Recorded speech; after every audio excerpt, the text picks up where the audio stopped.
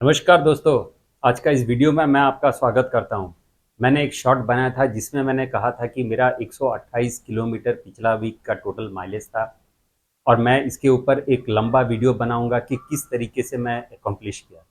इसमें मुझे किस तरीके के चैलेंजेस आए, किन कठिनाइयों का सामना करना पड़ा और उसको मैंने कैसे ओवरकम किया। ये सारा कुछ आज इस वीडियो में बनेगा। तो सबसे पहला क्वेश्चन आप अपने आप से पूछिए कि मैं अगर आचार्य का वीडियो अगर 5 या 10 मिनट का देखता हूँ तो उसमें मेरे को फ़ायदा क्या है। ये सबसे पहला सवाल आप अपने आप से पूछिए।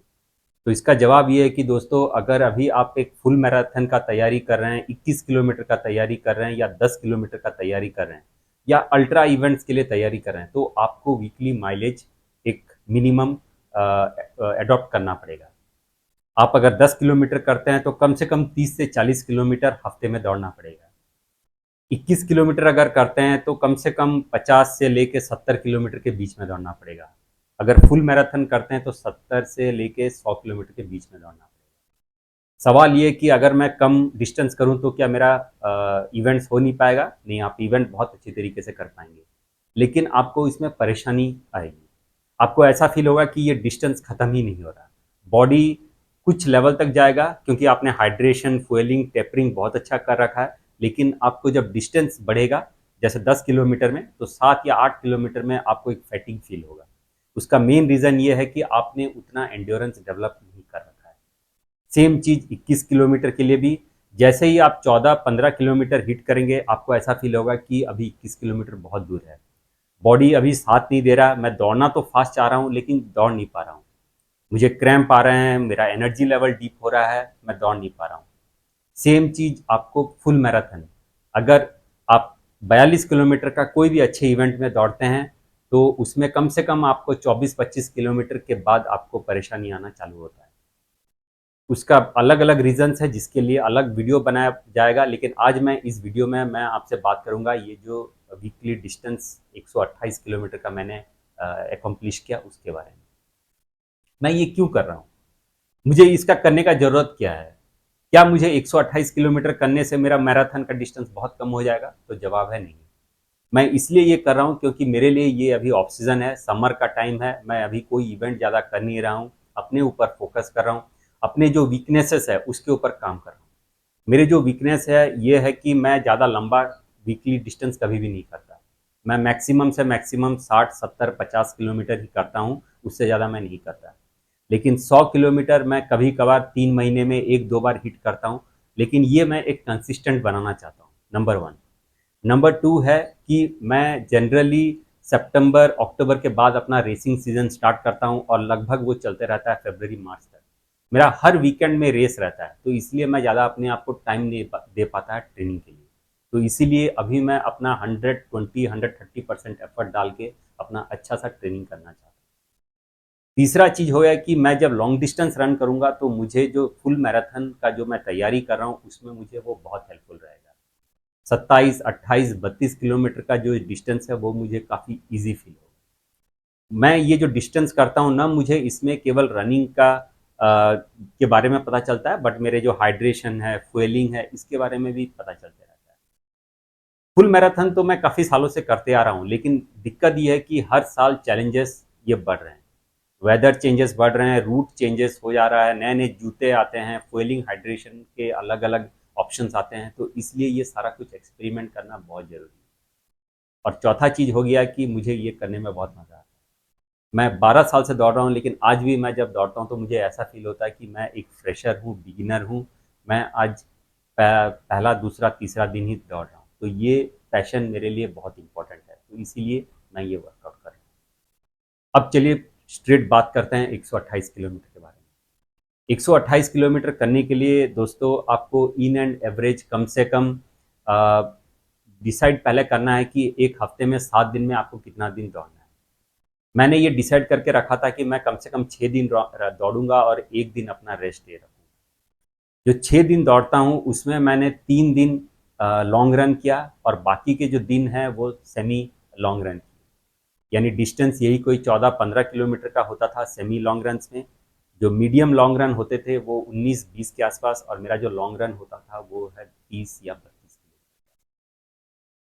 मैं 80-20 रूल पे बहुत ज़्यादा फॉलो करता हूँ, लेकिन जब मेरा जो ट्रेनिंग सीज़न आता है तभी मैं इसको भरोसा करता हूँ, लेकिन जब मेरा रेसिंग सीज़न आता है तो मैं इसके ऊपर ज़्यादा भरोसा नहीं करता।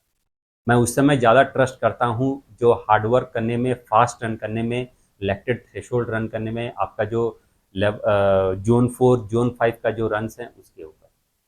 क्योंकि अगर आप स्लो रन अगर साल भर दौड़ेंगे तो आपका स्पीड बढ़ेगा नहीं, इम्प्रूवमेंट नहीं आएगा। आप 1-2 मिनट का इम्प्रूवमेंट ला सकते हैं, लेकिन ये जो इम्प्रूवमेंट है ये बिकॉज ऑफ आपका जो एंड्योरेंस बना है, स्टेमिना बना है, वेदर सपोर्ट रहेगा, रूट डाउनहिल रहेंगे, इसके लिए आते हैं। लेकिन अगर आप 10-15 मिनट 20 मिनट का इम्प्रूवमेंट देखना चाहते हैं तो आपको इन सभी तरीके के रनिंग करना पड़ेगा। तो ये जो अभी ट्रेनिंग मेरा चल रहा है इसमें मैं बेस के ऊपर बहुत ज़्यादा फोकस कर रहा हूँ। मेरा जो डिस्टेंस रहता है ये कम से कम दिन का हिसाब से कम 18-19 किलोमीटर रहता है, और उसके अंदर मैं थोड़ा सा स्ट्रेंथ वर्कआउट भी ऐड किया हूँ, और उसमें थोड़ा सा मैं अपना जो नए नए चीज़ है जो मैंने ज़्यादा करता नहीं हूँ, जैसे स्क्वाट्स, लंजेस, ये सारा करता हूँ। साइकिलिंग वगैरह अभी मैंने नहीं कर रहा हूँ, स्विमिंग वगैरह अभी मैं नहीं कर रहा हूँ, मेरा पूरा फोकस अभी रनिंग के ऊपर है। तो संडे का जो लॉन्ग रन रहता है ये मैंने संडे का नहीं करके ये मैं सैटरडे को लॉन्ग रन करता हूँ। कम से कम 30 से 32 किलोमीटर रहता है। पेस कम से कम यही कोई 5 से 4:50 के आसपास रहता है। मैं ये श्योर करता हूँ कि मेरा बॉडी ज़्यादा थके नहीं, लेकिन ये डिस्टेंस मेरे अंदर ऐड हो। जो सेमी लॉन्ग रन्स रहते हैं 17-18 किलोमीटर का, इसका भी पेस काफ़ी स्लो रहता है, 5:10 5:20 के आसपास, और ये मैं इंश्योर करता हूँ कि मेरा बॉडी बहुत अच्छी तरीके से रिकवर करे। ये सब करने से होगा ये है कि आपको फैटिग फील नहीं होगा ड्यूरिंग द रन, लेकिन जैसे जैसे आप 1 हफ्ता करेंगे, 2 हफ्ता करेंगे, तीसरा हफ्ता करेंगे तो आप देखेंगे आपका एक एक्यूमुलेटेड फैटिग बढ़ता जा रहा, आपके शरीर में एक फैटिग लेवल बनता जा रहा, थकान बढ़ता जाता है। तो उसके लिए आपको रेस्ट एंड रिकवरी बहुत ज़्यादा ज़रूरत है।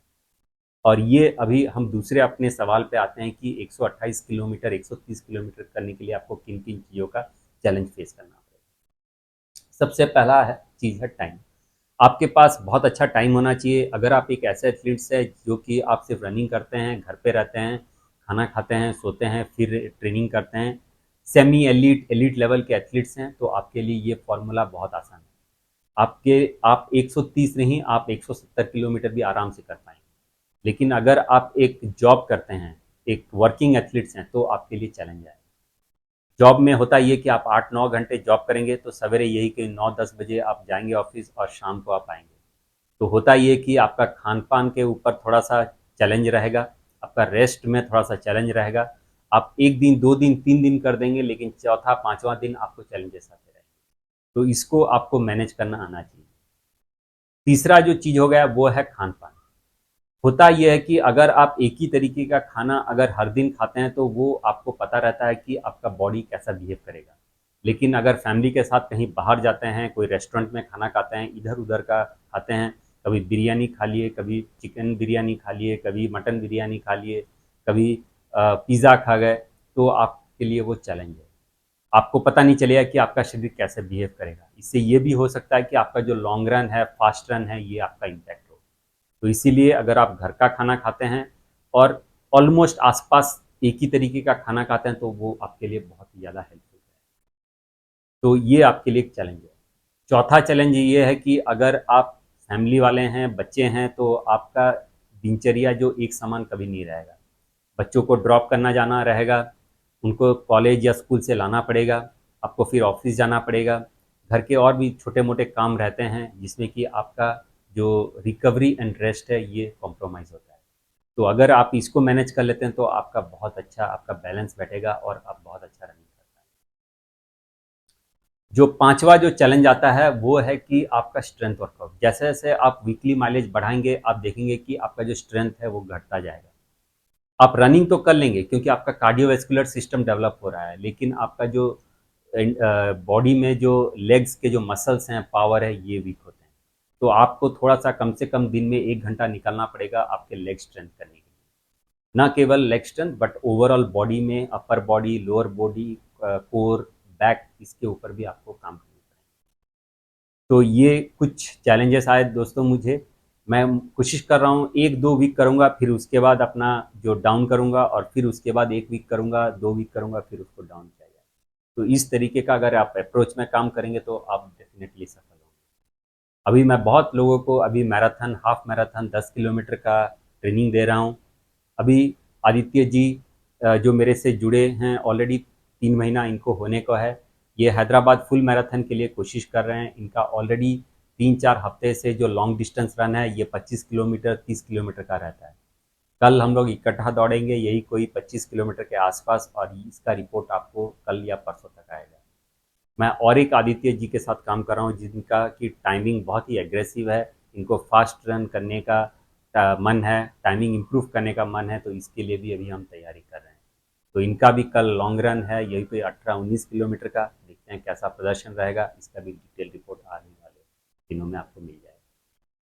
तो अगर आप ट्रेनिंग लेना चाहते हैं, अगर आप लो हार्ट रेट में काम करना चाहते हैं, आपको लगता है कि मुझे किसी तरीके का कोई इंजरी नहीं चाहिए, आपको लगता है कि मैं एक जॉब वाला आदमी हूँ, मेरे एक फैमिली है, मुझे चाहिए कि एक प्लान मिले, कुछ गाइडेंस मिले, कुछ टिप्स मिले, प्रोसेस समझने को मिले और मैं बहुत अच्छी तरीके से 10 या 21 या 42 किलोमीटर का रन कर पाऊँ।